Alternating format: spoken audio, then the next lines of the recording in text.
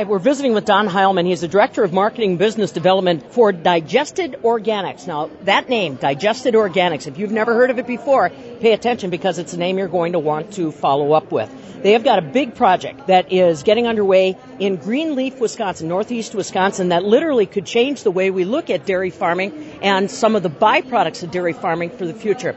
Now, Don, you and I have talked through multiple phases of your career. You have always invested your time and energy in different projects that involve conservation practices, innovation thinking, and agriculture through different watershed projects, previously Clean Lakes Lines, so forth. Tell me a little bit about how you got involved with these folks.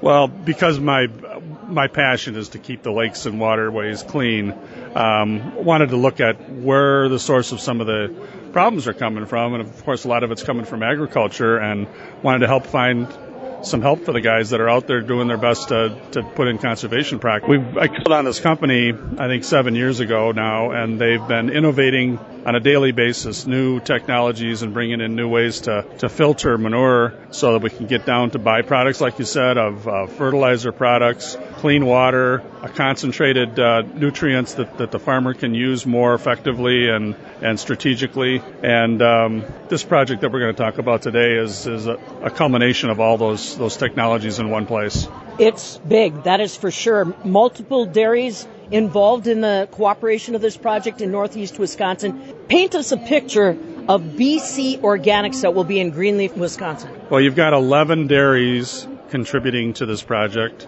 Some will be piped manure into the project, and some will be trucked in. There's 16 above ground digesters that'll be processing manure on a daily basis, and we'll be taking that digestate out of the digesters after they make their gas. They're going to make biogas. In fact, it says on the chart here 1,630 BTUs per day of biogas. We're then going to process it so that we will be contributing back to the environment 400,000 gallons per day of clean water that'll be discharged to the Fox River. An emphasis on clean water. Absolutely pure, clean water. Cleaner than the Fox is now. Like we said, this kind of technology where you're taking literally manure and bringing back clean, almost drinkable water, we never fathomed. Right. No. In fact, we have a site in Sheboygan that we run tours now, and folks come in and do the tour, and then they drink the water after we're done. Wow. Just to say they did. Right. Well, that's all right. That's wonderful. Now, it's not just about the natural gas, the biogas that's coming off there, or even the water. It's really about the other digestates that are going to turn into either marketable products or something that we can contribute back to the soil health. Right. Yeah. And we're also bringing in the screw pressing out the fibers from the manure before it goes through our system, and then that'll all be dried for bedding, so that the cows will now be bedding on dried fiber solids.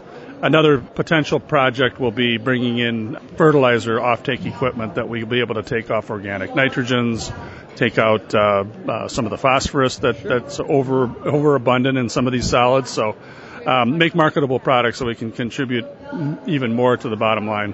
You know, Don, when you and I started down this path with just simple farmer-led watersheds, we probably couldn't fathom how this market would expand and explode. The 11 farms that are involved now, did they have a true grasp on just how much financially this could contribute to their bottom line? Yeah, I think they did. I wasn't involved from a grassroots standpoint on this particular project, but I do know that one of the contributing farmers made it a point that if we're going to do this, it's going to be reduction of volume as part of the equation. So, and that's why we're involved. We're doing the manure reduction. Tell me a little bit about the markets you see out there, the potential for this. Now, obviously, you mentioned this is potentially the biggest operation of its time in the world, definitely the United States, and it'll be a showplace where others learn from. But tell me what you're seeing in this particular facet of animal agriculture. Well, there's a lot of movement because of the biogas industry, and it's so hot right now, to develop projects that will create and capture the methane, make the biogas, sell it into the system. There's a lot of metrics that go along with that to make it, as profitable as it can be for the farmer and the developer. We're working in all parts of the country, and all sizes of projects. A lot of projects now are being pulled together like this one, where you're bringing in multiple farms maybe food processors, all sorts of different feedstocks that are coming into a system, centralized system. For instance, we've got a project in Indiana where we're actually working on, the farms are distant from the centralized biogas operation, and so we're doing ultrafiltration on site in the farm. Then they're only transporting half of the feedstock to the digester instead of transporting all that water. So there's a lot of interest in trying to get the biogas part of it as part of a profit center for farmers, but also the environmentally make it a more manageable resource. Now, when we talk about something like biogas, is that a reliable market, Don? You know, we always get a little gun-shy about carbon credits and carbon sequestration. We thought that was a good thing, and then all of a sudden markets collapsed on us. Are these markets looking more sustainable for projects like this? Yeah, in fact, there was just a session this morning with a couple of experts that said that the market right now is set until 2030, solid to be through 2030.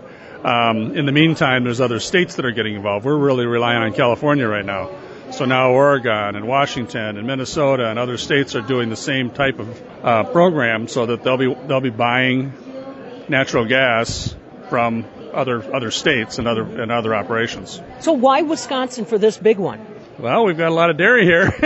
We have a lot of manure, and so you know those guys up in that area have been doing their damnedest to make sure that they're following the rules and making sure that we're keeping stuff out of the waterways. But this really is a testament to their stick-to-itiveness and wanting to make sure that they do the right thing for the environment. Now, when dairy farmers hear about this project, are they seriously inquiring, Don? Do they realize that this could be an important part of their farm's financial portfolio in the future? I think so. I think a lot of them are looking for opportunities to bring in a different revenue stream, and just make the bottom line more sustainable. Because you don't know where milk prices are going to go, you don't know where gas prices are going to go. But if you have both of them in your wheelhouse, then you're going to be more stable.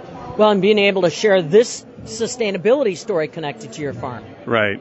Oh, yeah, absolutely. In fact, there's a lot of branding that can be done with sustainability from the milk producers and the cheese plants and all the folks that are tied to these dairies. They'll be able to tout this unique and progressive way to do things.